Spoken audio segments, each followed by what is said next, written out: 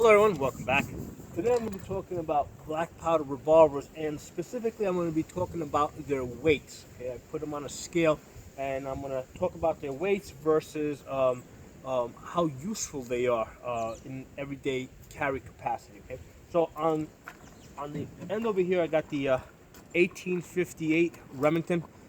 I consider this to be the king of black powder revolvers. Now, I know that the 47 Walker was a lot more bigger, a lot more powerful, but here's the thing: the chambers on this are big enough that if you really pack this tight with black powder, I mean, you're going to come close to what the 47 Walker was doing. I think when I had the Walker, the most energy I got out of that was 480 foot-pounds of energy, close to 500 foot-pounds, okay? With this 1858 Remington, the highest I ever got, I think, was about 450. Okay, and I'm kind of rounding the numbers there. So the Walker being almost a 4.5 pound gun, yeah, you got a little bit extra power, but I don't think it justified all that extra weight. And given that this only has 6 rounds, you probably want to have at least 2 of these on you, if not 3.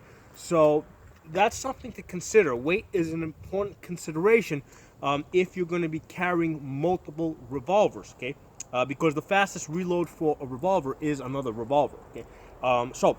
This 1858 Remington, I put it on my scale. That comes in at 2 pounds 14 ounces, okay? 2 pounds 14 ounces. It's just shy of 3 pounds, okay? Now, on the other end over here, I have this 31 caliber pocket revolver that I did a video just on this. This thing weighs 15 ounces, okay? So 15 ounces, basically 1 pound, okay? It's 1 ounce short of a pound. So it's really light, you know, it's almost 2 pounds lighter than that. But the problem that I found with this is lethality. I was shooting that steel drum over there, and I don't mean this steel. I mean just this.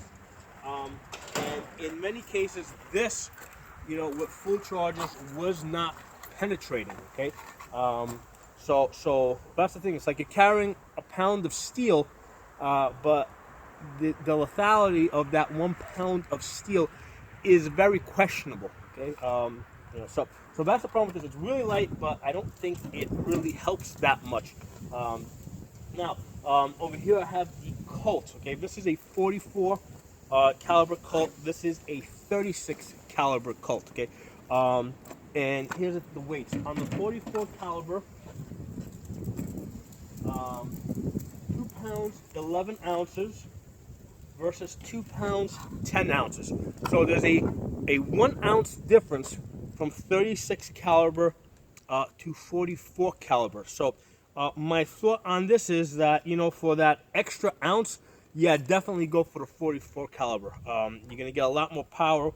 You know, a significant amount more power. Okay. I did some ballistics testing. I have if you look up Pocono shooting black powder ballistics, you should find a chart that I have collected over the years where I put out where I have recorded the ballistics, you know, in terms of energy and momentum for these revolvers. And I don't remember what it is offhand, but basically, from what I recall, this comes in somewhere around 250 foot-pounds of energy. So it was fluctuating, I think, between like 225 on the low end. I think upwards towards, you know, just short of 300. I don't think it was quite hitting 300. So basically, you're getting the power of a 38 special with this 44 caliber Colt, whereas with this 1858, I was getting 9mm power. Okay, so there's definitely a significant difference in power when you go from the Colt up to the Remington, and the main difference is that the chambers are a little bit bigger, so you can get a little bit more gunpowder in this. Now I want to talk to you guys about what I consider to be the best compromise, and I'm planning to do a video just on this. This is a 36 caliber 1862 Colt Police. Okay, that's the name. that they gave to it. Now all these other guns over here, these are all Pipe Etta. This one here is Uberti, and this was quite expensive. I don't remember the exact amount, but I'm pretty sure it was upwards of $300 or close to $300. And the weight on this is where is it? 1 pound 9 ounces. Okay, so it's 9 ounces heavier than this, but you're actually getting killing power out of this. Okay, this has absolutely no power, no problem penetrating those steel drums. I think it takes about 21 grains of powder. So for me, this is a really great option for everyday carry. Okay, if you were going to carry a black powder revolver, because it's light, and it's lethal enough. Now, I'm saying that conceptually, in terms of its weight and power. The problem that I have had with this revolver, even though I absolutely love it in terms of its size, weight, and its effectiveness, what I have found is that it's not as reliable as the 44s and even this 36. I think that the issue is that basically they have, these are a lot more popular. They sell a lot more of these, so they have had a chance to debug them. With this one over here, I have found a couple of issues. Number one, the wedge is really loose, so the wedge comes out really easy. And actually, I ordered one. I shot it. I found that it wasn't shooting perfectly, in terms of reliability. I sent it back to Cabela's. I said, okay, fine, send me another one. Maybe I just got a bad copy.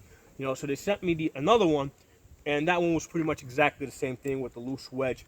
And I just said, well, I guess that's as good as they can make this revolver as far as a modern reproduction. So I decided to keep it because I really like the way it looks. I really like the way it feels in the hand. It's got a really nice balance. This is basically a perfect pocket revolver. It's a 36 caliber, and it's nice and thin. If you look at the chambers there, you can see how little steel is between the chambers.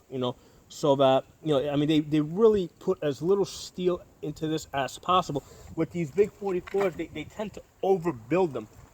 That's why they're pretty heavy. They are overbuilt. They are very, very rugged. This one they actually built as light as possible, which is why I really like it. But aside from the what do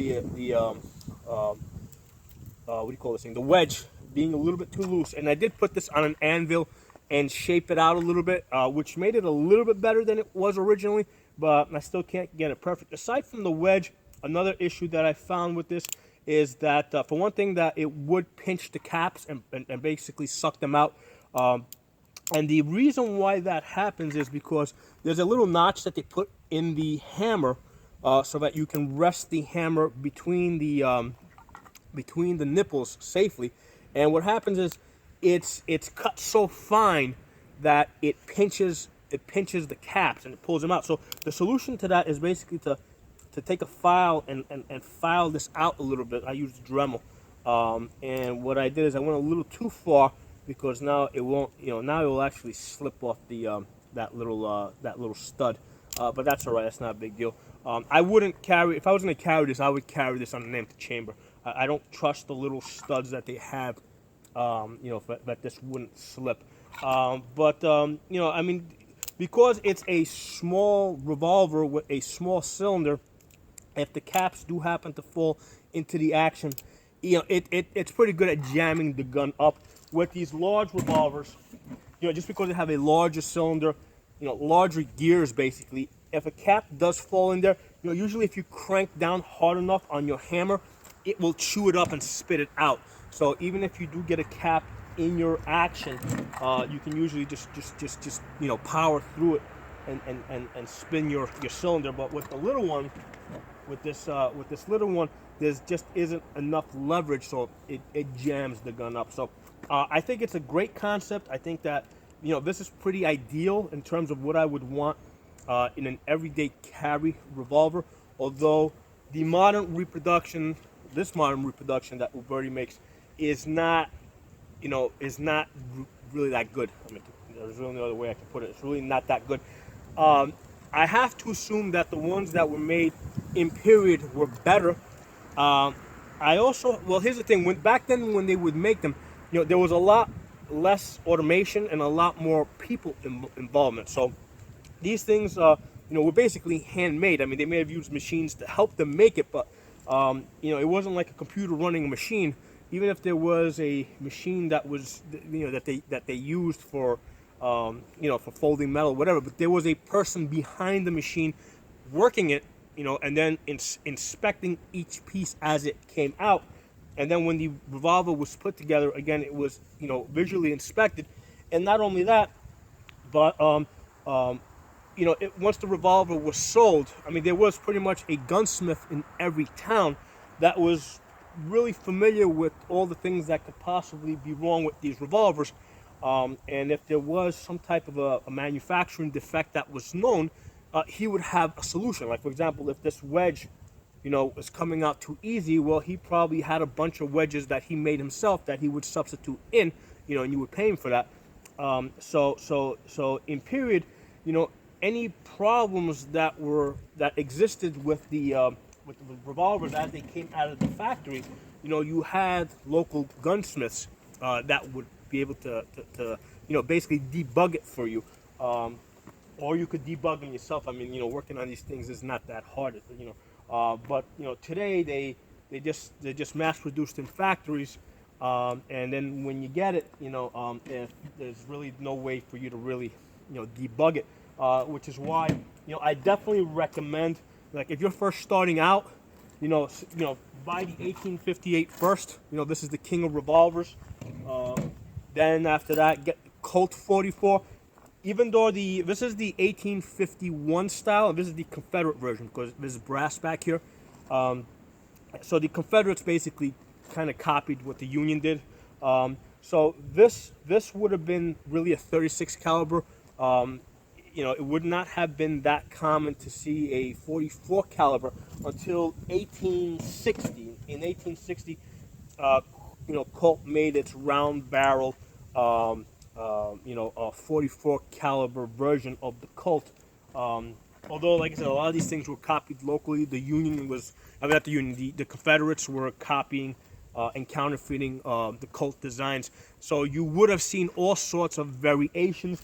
I've seen pictures, of these brass revolvers, right? Brass frame revolvers, out of the Confederacy, that they look like really blocky. So a very crude copy of this design. So you would have seen a lot of counterfeits, a lot of copies.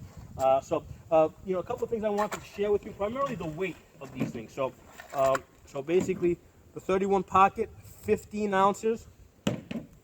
36 police, 1 pound 9 ounces.